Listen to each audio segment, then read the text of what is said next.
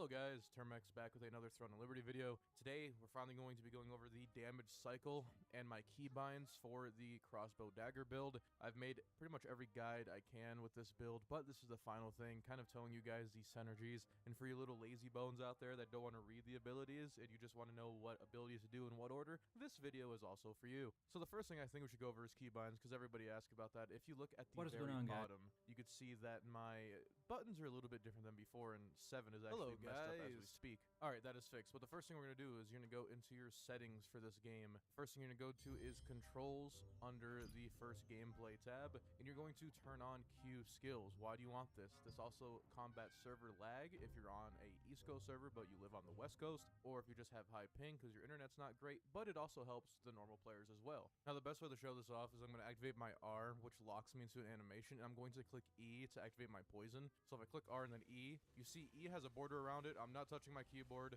and at the end of the skill, E activates on its own, and I don't have to worry about pressing it again if I want to go do other damage combinations. But as for my skill bindings, going over into my skill binding settings, I made it so my defensive skill dodge is on just the exact default, because I put on E on 11 and 9 and 7 and go to character.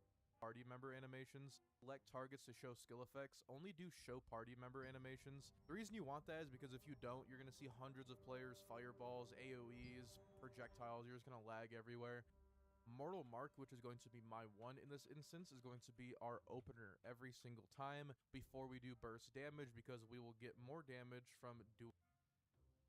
Termex here, back with another Throne in video with all this information. First thing I will get out of the way is going to be the mastery, because that's probably the most commonly asked question when it comes to my weapons, and universally most common. First thing I will get out of the way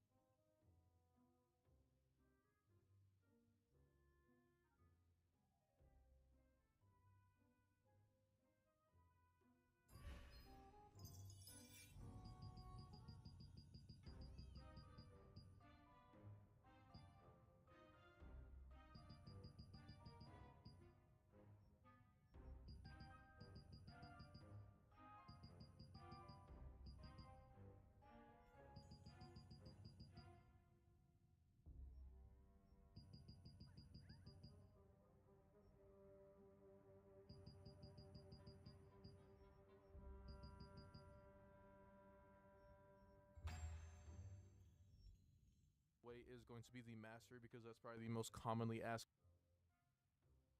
question when it comes to my weapons. And universally for the crossbow and the dagger, I recommend going for the bottom tree, just because the top tree for regen on the crossbow is literally just for health regen, cooldown speed, mana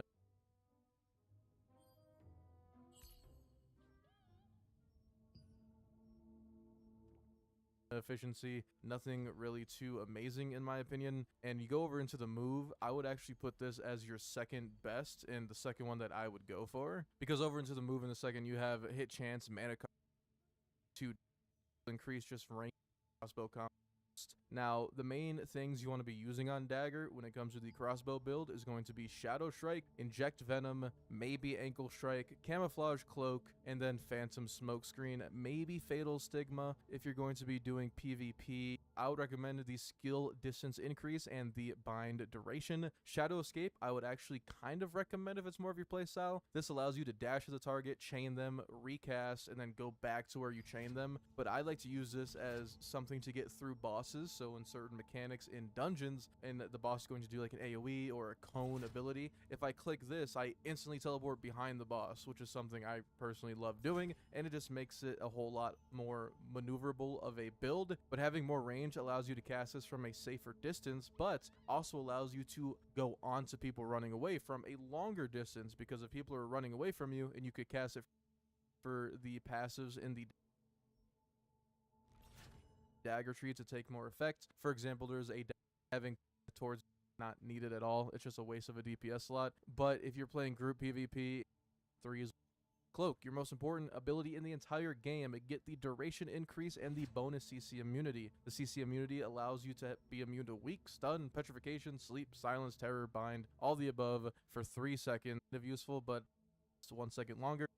recording. All right, Harry, I appreciate you. But by that I mean, if you look into your skills, all this row is your quote unquote ultimate abilities, and you should have one of these in your kit.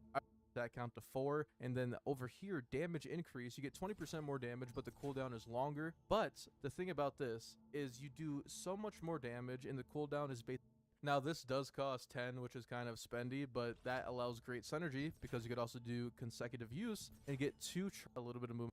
Something, you know what I mean? This to dodge in detonation is that bonus 19% isn't going to be taken from all different users. So instead of them taking 20% bonus base damage, what actually happens is you get rid of that and you improve upon the accumulated damage that Mark does per damage they 3 seconds. So if let's say 1,000 damage Mark, and obviously one in my personal force. How do you get repulsive force? All you have to do is use a movement ability to get 1 stack of it, and that counts as your defensive ability for a dodge. Nimble leap also counts as a movement ability, and so of the 100% base damage and a 90% chance to push people back, you really need wave shot if you get early on.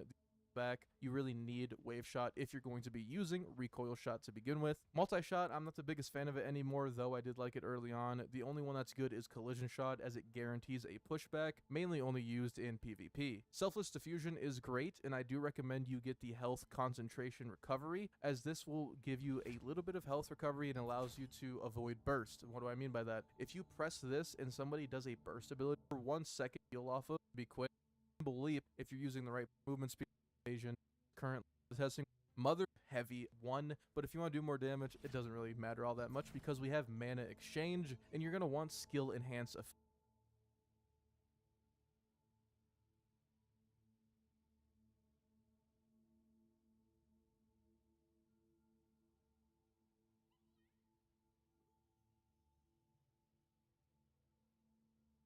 All it really does is double everything. Double the amount of health it takes from you, doubles the cooldown, and it doubles the overall amount of mana you do receive. You could also do recover stamina if you have the extra points, but I just burst damage.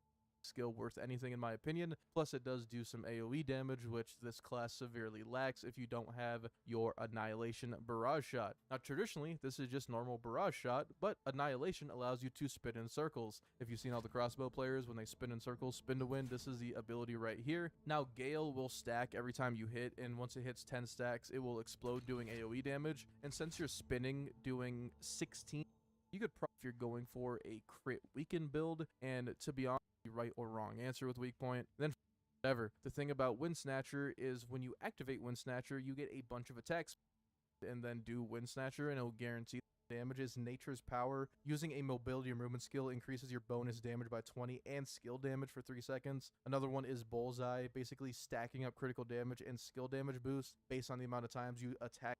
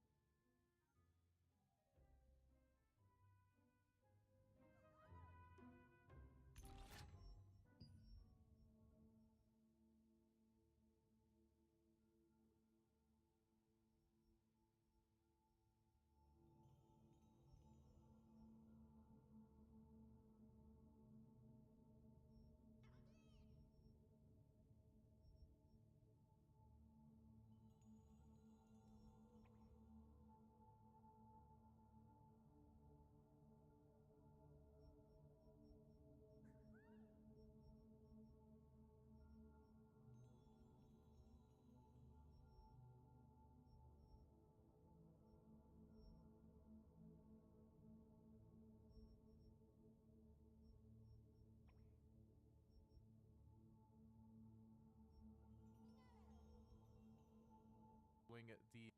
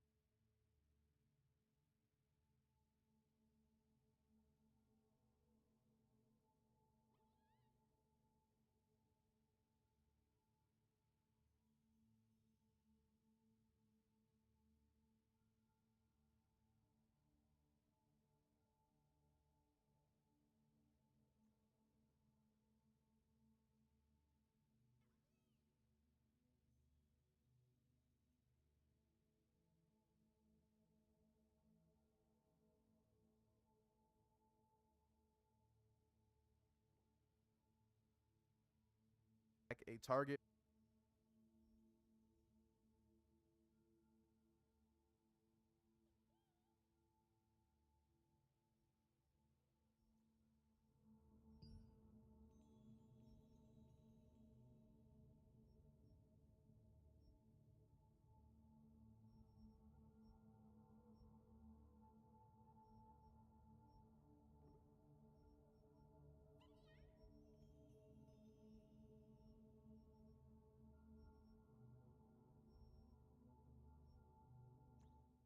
Which you're going to be doing a lot with many different skills like rapid fire or barrage shot, and then find which ones that are not too community, and make sure you subscribe. Burst potential for detonation mark. If you want to know more about these abilities, I have a video on my channel. I do not want to repeat myself. So let's get our target here, and as you can see, we're going to activate the mortal mark. And now this mortal mark in the top left, you can see the debuff lasts 3 seconds, and based on the damage they take, as you can see right there, the 400 damage explosion.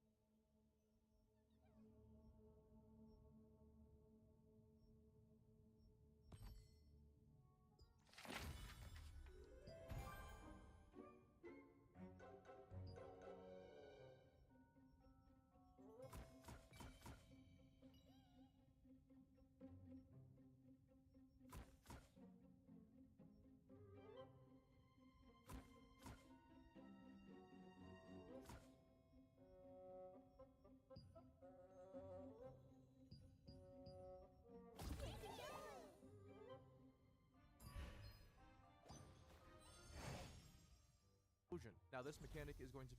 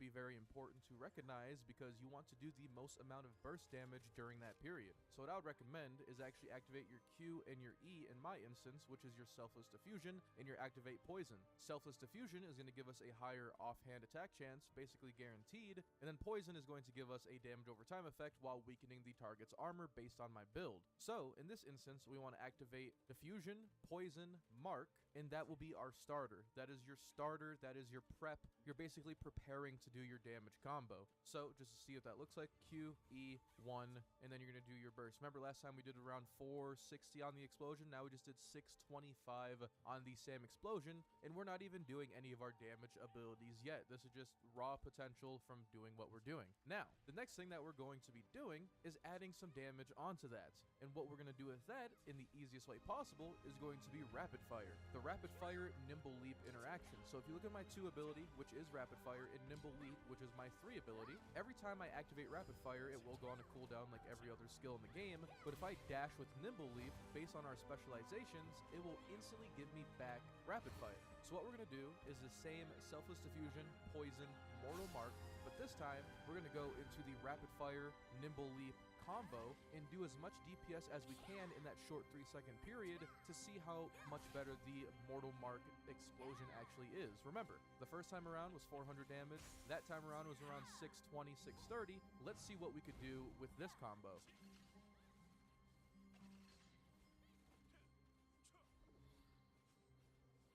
With that explosion, we got 2200 by simply doing that short combo. 2200 damage on the explosion, plus all the insane damage that we're still doing right now and that we did during that combo leading up to the explosion. But we can take this combo even further, because now we have the QE into the 1 into the rapid fire combo. What do we do after that explosion? Because that basically treads the line of the 3-second combo. So that combo's done. You could also take the approach of doing QE1 dash R, and R in my case is barrage. The reason you'd want to do that is because you want to dash before your barrage, because if you're using the passive skills on crossbow correctly, you get 20% bonus damage and skill damage for a few seconds upon dashing. So let's see if doing the Annihilation Barrage is going to give us a bigger explosion proc compared to the rapid fire combo.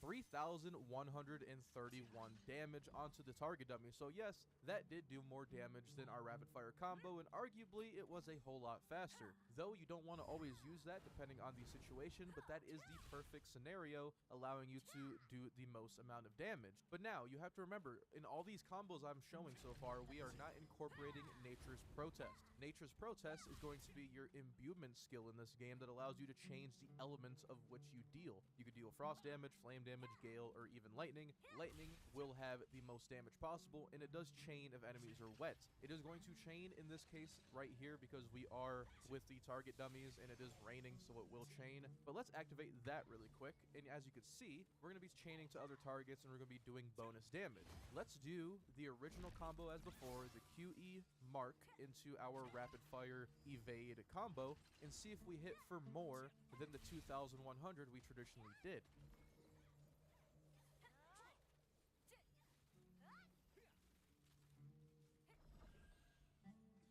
As you can see right there, it was very hard to see immediately, but we did hit for 3,000. I'm gonna try to get a pausing like iframe in the video recording, but it was 3,000 something. So we did get improved damage overall. So if you have enough mana, you want to activate your Nature's Protest because you will put out more damage for the overall damage combo. So now that we have it locked in that we're going to activate our 5, which is Nature's Protest, before anything, because it's a toggleable, you could just turn it on and off. Now your 5's activated. Now you're going to go Diffusion, Poison, Mark, Rapid, Dodge, Rapid, Dodge, Rapid. And when you're done with that combo, you're going to activate your next ability, which is going to be Shadow Strike. This will allow you to teleport to the target and root them. Immediately, you're going to activate Wind Snatcher, which is my B ability, because this will guarantee you get some attack speed and some movement speed, making it easier to kite, but you're not going to be kiting. And after we leap to them and then use our Wind Snatcher, we're going to actually be using our Recoil Shot finally, because we will have 3 stacks of Repulsive Force. Our first 2 stacks will be obtained from doing our Nimble Leap cycle, and our final 3rd stack will be from Shadow Strike, meaning we get that 765% bonus damage guaranteed, as long as we use it fast enough and do the combo fast enough. So now everything is on cooldown at this point if you've done the combo correctly, except for your Guardian, except for your Stealth, your Mana, and your Ultimate. So what do? We just do that whole combo, and I'm going to represent the combo up to this point right now.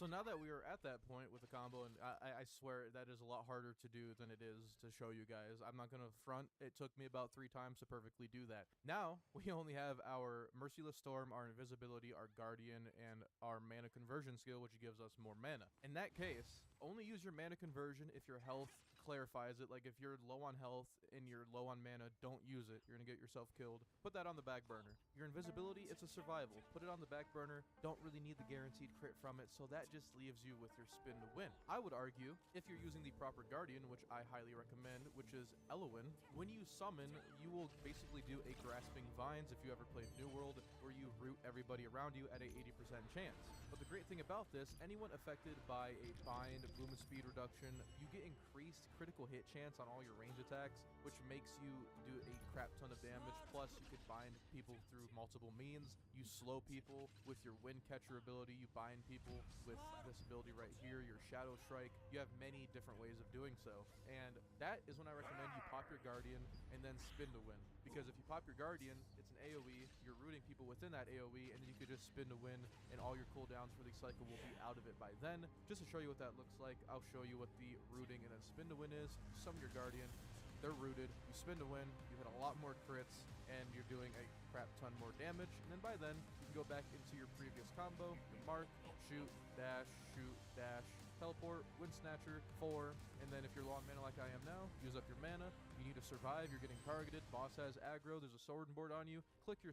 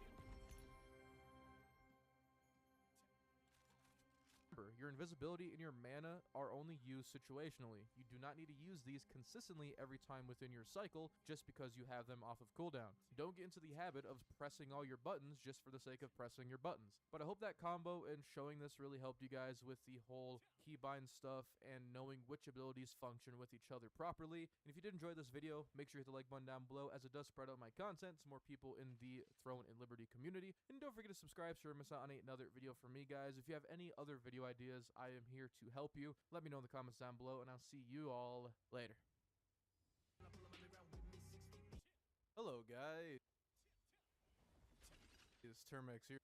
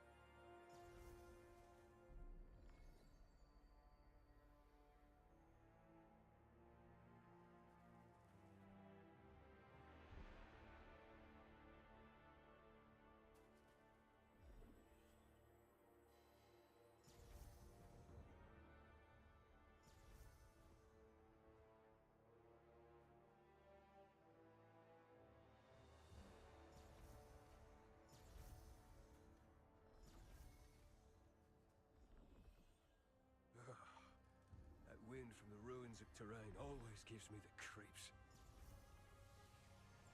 I know. I don't even want to look in the direction of that undead den. You know, zombies are very common in the town and prayer house ruins. Skeletons, though, are common in the hollows, where the ground is dug up. Right. The patrol manager told me that earlier. Never ever touch a monument stone or the abandoned armor when patrolling the ruins of terrain. The undead often hide under those. Is that so? No wonder I got goosebumps when I walked nearby.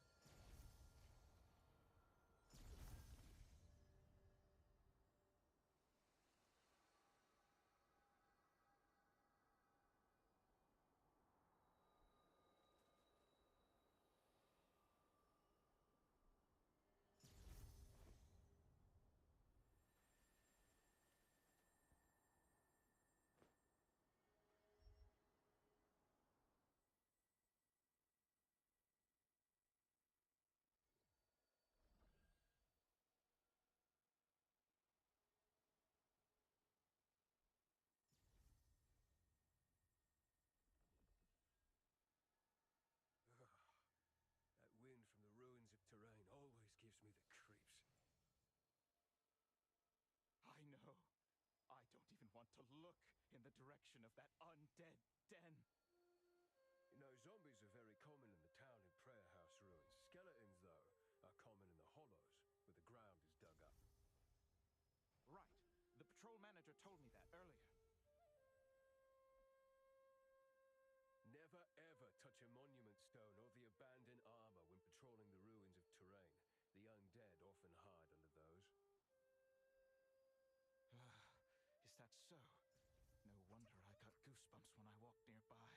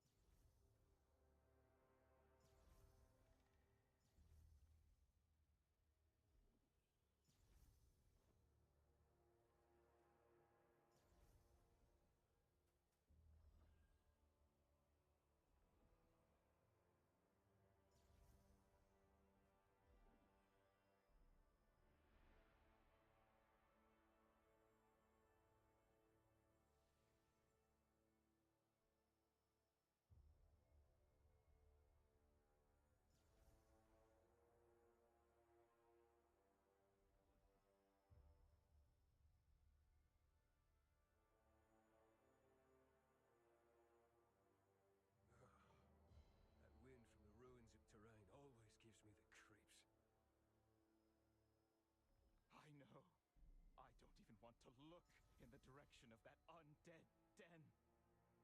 You know, zombies are very common in the town and prayer house ruins. Skeletons, though, are common in the hollows, where the ground is dug up. Right. The patrol manager told me that earlier. Never ever touch a monument stone or the abandoned armor when patrolling the ruins of terrain. The undead often hide under those. Is that so? No wonder I got goosebumps when I walked nearby.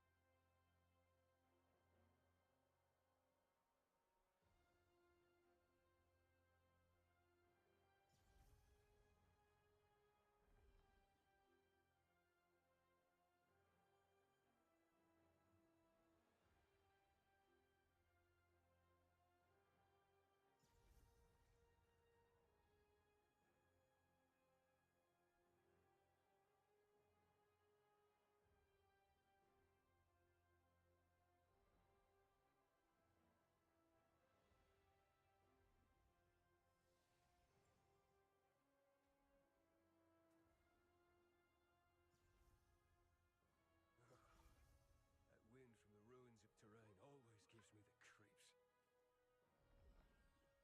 I know. I don't even want to look in the direction of that undead den. You know, zombies are very common in the town and prayer house ruins. Skeletons, though, are common in the hollows, where the ground is dug up. Right. The patrol manager told me that earlier.